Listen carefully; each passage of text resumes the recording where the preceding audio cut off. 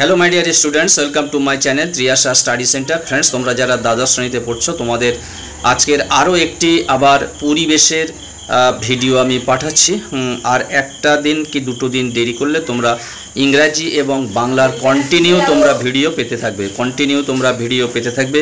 আজকের তোমাদের যাদের পরিবেশ বিষয়টি আছে বা এনভায়রনমেন্ট বা ইভিএস সাবজেক্টটি আছে তার একটি লং ভিডিও আমি তোমাদের পাঠাচ্ছি বেশ কয়েকখানি প্রশ্ন নিয়ে।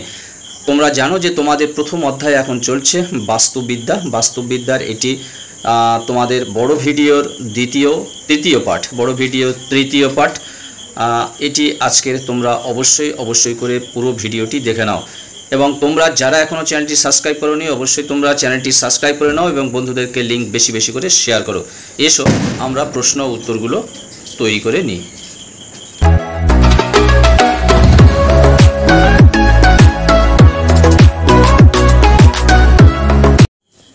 বন্ধুরা, তোমরা এখানে দেখতে পাচ্ছ যে তোমাদের পরিবেশবিদ্যা লেখা রয়েছে এবং এখানে পার্ট 1 লেখা আছে, কিন্তু এটা পুরনো লেখা ছিল, কিন্তু এখন তোমাদের এটি পার্ট 3টা আমি তোমাদেরকে পাঠাচ্ছি।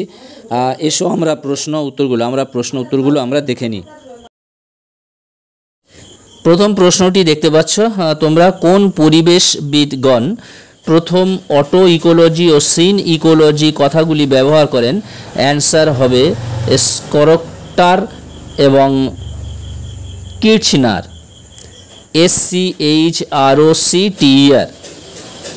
তাহলে কি হওয়া উচিত? স্করটার ও কির্চনার। পরের দাগের প্রশ্ন অর্থাৎ 52 দাগের প্রশ্ন, ইংরাজি শব্দ SYN কথার অর্থ কি? অ্যান্সার হবে একসঙ্গে। সিন ইকোলজিক্যাল ফার্মিং ব্যবস্থাপনার ধারণা প্রথম কে দেন? জাপানি বিজ্ঞানী টাকাশি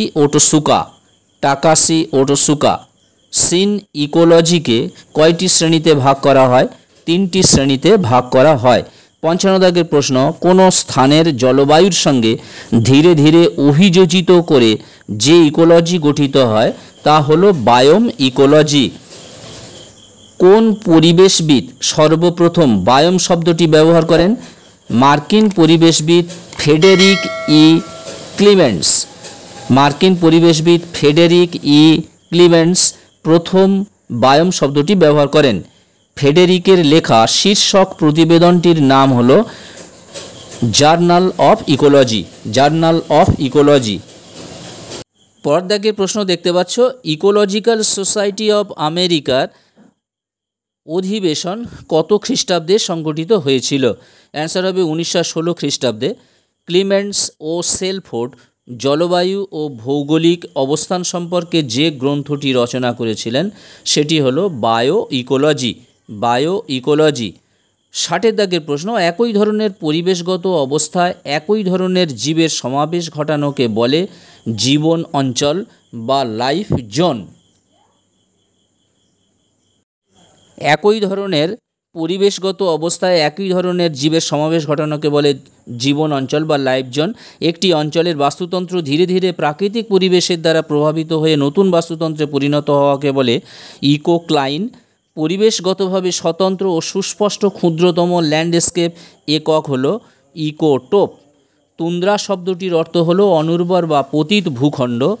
তুন্দ্রা বায়োম অঞ্চলে কত অক্ষাংশ বিস্তৃত? 60 ডিগ্রি থেকে 75 ডিগ্রি। উত্তর কানাডা, আলাস্কা, গ্রিনল্যান্ড দ্বীপপুঞ্জ নিয়ে গঠিত অঞ্চল হলো আর্কটিক অঞ্চল। বন্ধুরা, তোমরা যারা চ্যানেলটি সাবস্ক্রাইব করোনি অবশ্যই তোমরা চ্যানেলটি সাবস্ক্রাইব করে নাও এবং বন্ধুদের কাছে লিঙ্ক বেশি করে শেয়ার করো। এখন থেকে প্রত্যেক দিন তোমাদের ভিডিও আসবে।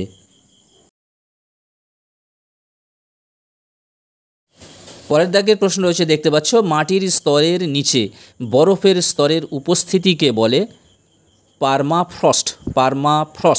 67 দাগের প্রশ্ন, কন্ড্রাস, লাইকেন, রেইনডিয়ার কোন বায়োমের অন্তর্গত? এগুলো হলো তুন্দ্রা বায়োমের অন্তর্গত। ঘাতক তিমি, পেঙ্গুইন, সিন্ধু ঘটক প্রভৃতি কোন বায়োমের অন্তর্গত? এও তুন্দ্রা বায়োমের অন্তর্গত। রুশ ভাষায় তৈগা শব্দের অর্থ কী? রুশ ভাষায় তৈগা শব্দের অর্থ হলো বরফাবৃত বনাঞ্চল। তৈগা বায়োম অঞ্চলের বার্ষিক গড় তাপমাত্রা হলো -5 ডিগ্রি সেন্টিগ্রেড থেকে 21°C, -5°C থেকে 21°C। পৃথিবীর সর্ববৃহৎ স্থলজ বায়োমের নাম হলো তৈগা বায়োম। ভারতের একটি শীতল মরুভূমির নাম হলো লাদাখ। পৃথিবীর প্রাচীনতম মরুভূমিটির নাম হলো নামিব মরুভূমি, যেটি আফ্রিকায় অবস্থিত। পৃথিবীর সর্ববৃহৎ উষ্ণ মরুভূমিটির নাম হলো সাহারা এবং ক্ষুদ্রতম মরুভূমিটির নাম হলো কার-ক্রস মরুভূমি, কানাডা। বন্ধুরা, ভিডিওটি আজকের মতন এখানেই শেষ করলাম। তোমরা যারা সাবস্ক্রাইব করোনি, তোমরা অবশ্যই চ্যানেলটি সাবস্ক্রাইব করে নাও এবং বন্ধুদেরকে লিঙ্ক বেশি বেশি করে শেয়ার করো। আজকের মতো ভিডিওটি এখানেই শেষ করলাম। আবার কথা হবে নেক্সট ভিডিওতে। তোমরা সবাই ভালো থেকো, সুস্থ থেকো।